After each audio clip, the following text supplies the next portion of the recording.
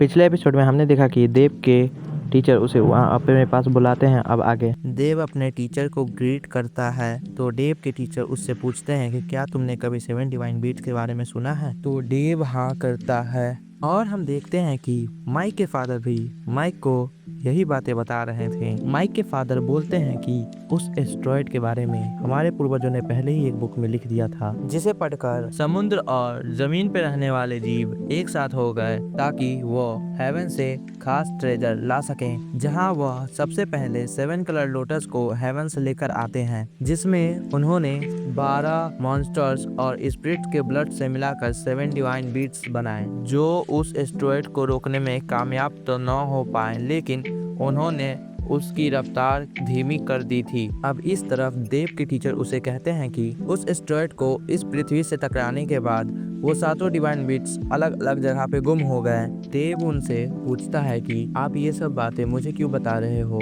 तो देव के टीचर उसे बोलते हैं कि तुम्हें इन्हीं 7 डिवाइन बीट्स में से पेयरलेस ब्रीड को ढूंढ के लाना है। साथ ही माइक के फादर भी उससे यही बात कहते हैं, लेकिन माइक उन्हें साफ मना कर देता है। तो माइक के फादर बोलते हैं कि मैजिक डोमेन में से भी कोई ना कोई उस पेयरलेस ब्रीड को ढूंढने के लिए जरूर जाएगा। देव अपने टीचर से बोलता है कि आप मुझे वहाँ पे क्यों भेजना चाहते हो। तो देव के टीचर उसे बताते हैं कि तुम हमारी जनरेशन के बहुत ही समझदार लड़के हो, इसलिए मैं तुम्हें वहाँ पे भेजना चाहता हूँ। साथ ही मैं तुम्हारे साथ अपने 500 सैनिकों को भी भेजूंगा, लेकिन उस आइलैंड पे तुम्हें अकेले ही जाना होगा। तो डेव उनकी बात मान जाता है। दूसरी तरफ हम माइक को देखते हैं, जो अपने फादर की बात सुन सुनकर बोर होकर सो गया था।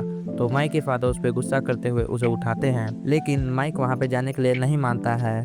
तो माइक के फादर एक आइडिया सोचते हैं और बोलते हैं कि तुम्हारी माँ ने मुझे बोला था कि तुम अब बड़े हो चुके हो, मुझे तुम्हारी शादी करवा देनी चाहिए, लेकिन मैंने ही उसे रोक कर रखा था, लेकिन अब लगता है कि मुझे हाँ कर देनी चाहिए। ये सुनकर माइक घबराते हुए अपने फादर के पैरों में गिर जाता है और बोलता है कि वो इस मिशन पे जाने के लिए तैयार हो जाता है और बोलता है कि आप मेरी शादी मत करवाना, और वो इतना बोलकर वो वहाँ से चला जाता है। के फादर बोलते हैं कि तुम भी अपनी मॉम की तरह हो, जो सीधे सीधे बात नहीं मानते, पर ये बात उसकी मॉम सुन लेती है और उसके फादर को बुलाती है। ये सुन के उसके फादर घबराते हुए उधर जाने लगते हैं। अब हम माइक को देखते हैं, जो डॉल्फिन पे बैठकर गाना गाते हुए अपने सफर में चल पड़ता है।